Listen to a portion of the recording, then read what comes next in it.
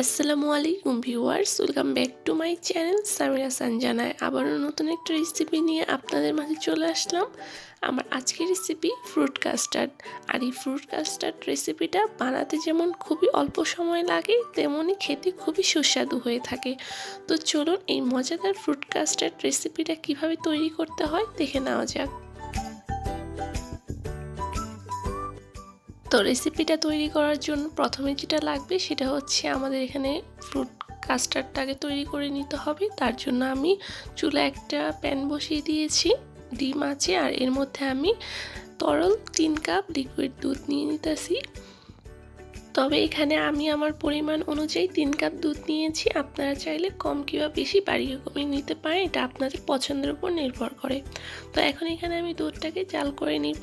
তো দুধটা বলক আসতে আসতে এখানে আমি আরেকটা কাজ করে নিব।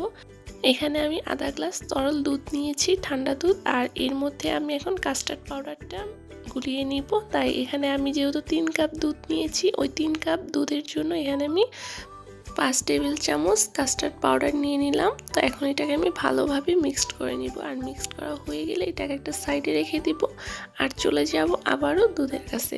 তো এই পর্যায়ে এখানে দুধটা বলক এসে পড়েছে, আর এখন এর মধ্যে আমি চিনি অ্যাড করে দিব। আর আরেকটা কথা, দুধটাকে কিন্তু অনবরত লেগে যেতে হবে, না হয়তো দুধের উপরে যে একটা সরের মতো পড়ে যায়, ওইটা পড়লে কিন্তু কাস্টার্ডটা দেখতে ভালো লাগবে না। তো এটাকে চেষ্টা করবেন অনবরত লাড়ার উপরে রেখে জাল করে নেওয়ার জন্য।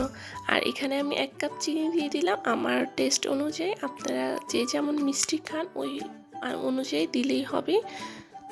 তো এখন এখানে দুধটা আমার জাল করা হয়ে গেছে। আমি দুধটাকে প্রায় আধা ঘন্টা সময় নিয়ে একদম মিডিয়াম আঁচে জাল করে নিয়েছি। আর দুধটা আমি কিছুটা ঘন করে নিয়েছি, আপনারা চাইলে ঘন করে নিতেও পারেন, না নিলেও সমস্যা নেই। তো এখন আমি এখানে কাস্টার্ডটা যেগুলো রেখেছিলাম, কাস্টার্ড পাউডারটা, ওইটা আমি দিয়ে দিলাম। আর এই পর্যায়ে দেওয়ার সময় কাস্টার্ড পাউডারটা চুলার আঁচটা একদমই লো ফ্লেমে করে দিতে হবে, না হয়তো কি হবে, এটা দলা পেকে যাবে। আর অনবরত লাড়ার উপরে রাখতে হবে, একেবারে হাত থামানো যাবে না, এই জায়গাটাতে একটু সাবধানে থাকতে হবে। তো এই তো আমার কাস্টার্ড তৈরি হয়ে গেছে। আর এটা তৈরি হয়ে গেছে যেভাবে বুঝবেন আমি খুব সহজভাবে আপনাদেরকে বলে দিই। যে পর্যায়ে দেখবেন কনডেন্স মিল্কের মতো একটা কনসিস্টেন্সি চলে এসেছে, ওই পর্যায়টাকে চুলা থেকে নামিয়ে ফেলতে হবে। আর এটাকে পুরোপুরি ঠান্ডা হওয়ার পরে আমি ফিরে আসছি। আর এখানে আমি আমার হাতের কাছে যেই ফ্রুটগুলো ছিল ওগুলো আমি কেটে নিয়েছি। আপনাদের হাতের কাছে যেই ফ্রুট আছে ওগুলো দিয়ে আপনারা খুব সহজেই ফ্রুট কাস্টার্ড তৈরি করতে পারেন। এখানে আমি নিয়েছি আপেল, কলা, লাল আঙুর, আর আলু বোখারা ফল, আর আনার। আমি এখানে এই 5 পদের ফ্রুট নিয়ে নিয়েছি। আপনারা আপনাদের পছন্দ মতো ফ্রুট নিতে পারেন, কোনো সমস্যা নেই।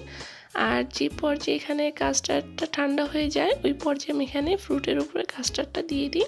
তবে চুলা থেকে নামানোর পরও এটাকে লাড়াচাড়া দিয়ে ঠান্ডা করে নিতে হবে। এটাকে গরম অবস্থায় একেবারে রেখে দিবেন না, তাহলে এটা কি হবে, জমে যাবে আর এরকম লিকুইডের মতো হবে না, দেখতে ভালো লাগবে না। তো আমি কাস্টার্ড দিয়ে আমি ভালোভাবে মিক্সড করে নিয়েছি ফ্রুটগুলোকে। এখন আমি উপর দিয়ে আবারও কিছুটা কাস্টার্ড দিয়ে কিছুটা ফল দিয়ে এভাবে সাজিয়ে নিলাম। আপনারা আপনাদের পছন্দ মতো সাজিয়ে নেবেন। তো এটাকে এখন আমি নর্মাল ফ্রিজে 2-3 ঘন্টার মতো রেখে তারপরে সার্ভ করব। তো এই তো তৈরি হয়ে গেল আমার ভীষণ মজাদার ফ্রুট কাস্টার্ড রেসিপি। তো আজ এখানেই বিদায় নিচ্ছি। সবাই অনেক বেশি ভালো থাকবেন। আল্লাহ হাফিজ।